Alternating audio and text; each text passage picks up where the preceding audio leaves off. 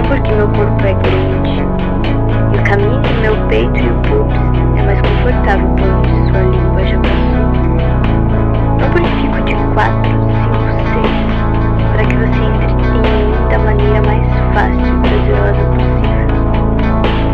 Não quero que fique porque meu prazer foi a melhor coisa que você recebeu, tanto que poderia facilmente confundir com afeto.